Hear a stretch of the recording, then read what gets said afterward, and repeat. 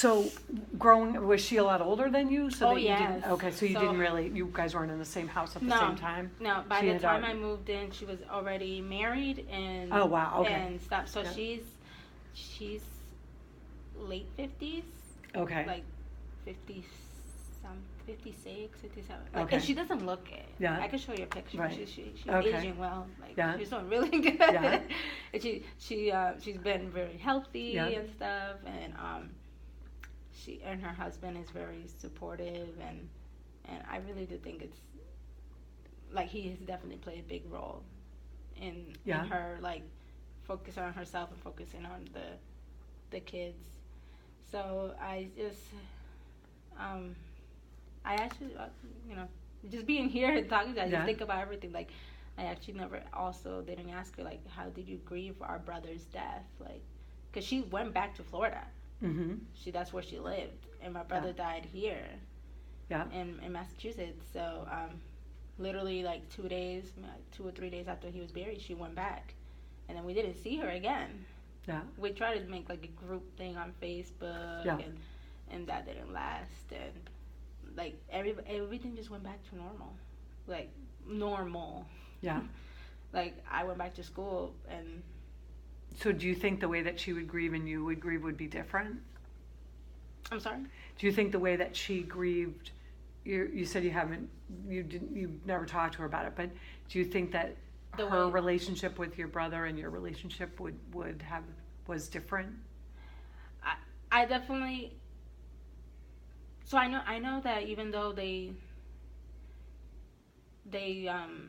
didn't see each other a lot, but he lived in Florida for 5 years, so he did see her and did activities with her and stuff. And she talks about those situations and things, but she knew that he had a problem, and maybe that's, now I think about it, maybe that's probably, like, she knew all the story. I was hidden from a lot of the stories growing up, and then as I got older, like I said, I sort of like made myself like, I need to get more educated to understand what's happening in my family, because they just keep hiding the truth under the rug, and they build lies. Like, just like they start with one little lie, and then they need to continue that lie, and it's like they build it, and then, like, so I'm half the time I'm like, was that a lie or was that truth? So that's also another thing that. So what do you so you talked about with your family, what would you like it to look? What would you, knowing what you know about your family, what would you like to do? I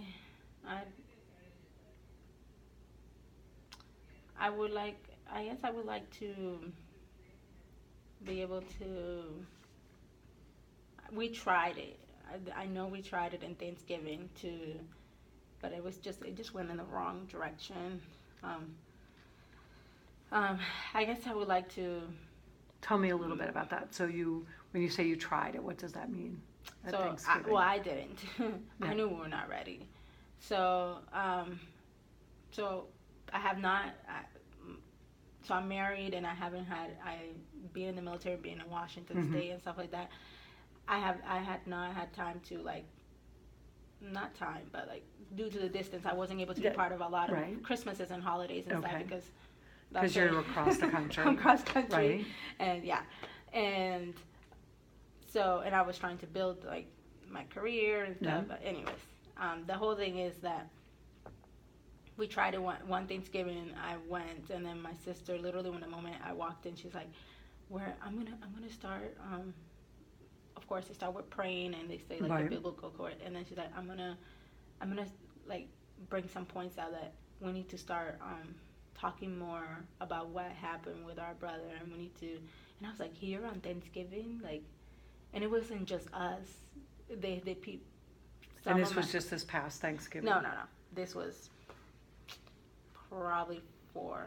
So this was the last time you guys all got together? Sort of like, of like in a big thing. That was the last time. I have seen my mom after, but it was just been me and her, or me and another sister. But something big like that, I think that was the last time I actually went to anything big like that.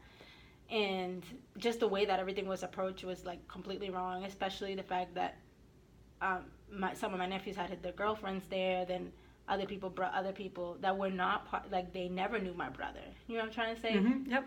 They So never there were knew my lots of brother. Yeah. They did it. They don't know what happened, and to bring that up, like, oh, we need to get closer. Like that was one of the things she said. We need to get closer. We have gone through a lot of things, and the separation. It's just the way that she brought it was nobody was gonna open up. Nobody was gonna with strangers that we don't even know. And mind you, they're like teenagers, like right. a 16, 15-year-old. Like they're not gonna understand that. I was like, and then all I kept thinking is, poor Anthony, is that girlfriend gonna even stay with him after this craziness? So what happened? Some people shut down, but again, they went back to, we need to trust the God. They turned everything into, we need to go to God. And I'm like, that's not what we need. We need like a freaking intervention. We need to go to counseling, and we need to go together as a family thing and do it, because that's why my brothers and sisters have had kids, and one of them was doing pot, the other one, like they don't stop it. They need to stop in a certain generation, and they don't stop it. And I'm making sure that doesn't happen to my girls. And how are you making sure that doesn't happen to your family? I have sort of isolated myself to them, and I don't go to any more functions. And how do you feel about that? And I pick only certain birthdays to go to. And how do you feel about that? It hurts because, like, I want them to know their cousins, and I want them to know their aunts. Like, my daughters, they see my mom, my stepmom that raised me, and the first time they saw it, they started crying. They were like, and it wasn't a separation issue. They were already old enough to know, like, stranger, like, they know, like, this is not a So they didn't like your stepmom? No, they nothing. I told her, oh, this is your, in Spanish we call it abuela. Yeah. And she's like, my oldest daughter, this is not my abuela. My abuela is daddy's mom, because they have made a connection with them. Mm-hmm. She never came to any of my births. Right. Even though one of them I had them here near Massachusetts. Yep. I invited her to come. Never, like, she saw my girls already, like, big, like one. Yep. One of them, and the other one was like about 7 months or something like that, I think. Maybe not. Maybe it was 1 as well. But anyways, the whole thing is, like, they don't have that connection with my mom, and so I had to sort of tell. Since my daughter was, like, so confused, I was like, okay, well, then you can call her grandma. You don't have to call her abuela. She can be your grandma. And she's like, no. So I stopped it there. Like, I'm making sure that I don't want to confuse my daughter, and it's not like she's too young for me to be like, oh, well, this is my mom and blah, blah, blah. Like, what she knows is my husband or his mom is the only grandma. And does that seem okay to your kids? They're happy. Is that okay for you? Well, it hurts me because I didn't have a grandmother growing up, and they do have one. When I say growing up, like, mine died. Yeah, right. So, like, after she died, I didn't have any other grandmother. Mm-hmm. And then the mom that raised me, her mom and stuff were already passed away, so I didn't have no grandmother, no, and then aunts and uncles either, because her sister sort of, like, isolated from her as well, because she got married to my stepdad, and they didn't accept him. And how's your relationship with your husband's side of the family? You said that they do have a grandmother on that side.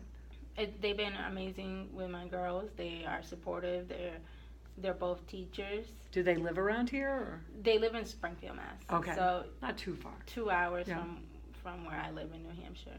So it's not that far. So I've been sort of, like, leaning towards, like, showing that positive aspect of my, basically I see them as my family now.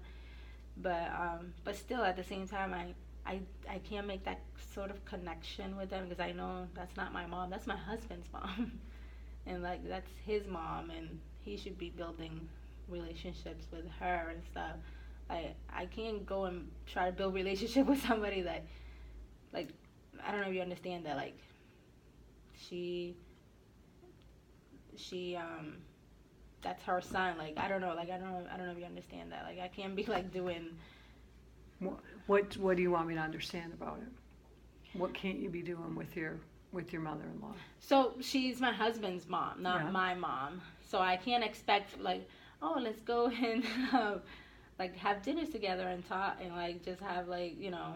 Why can't you do that? Is there a rule like? No, I guess a mother-in-law rule book that I guess it's like that's my husband's mom, and I don't think I'll be able to ever open to her like I'll probably be able to open to like my real mom or my not my real mom, my because I don't have a good relationship with her, with my stepmom.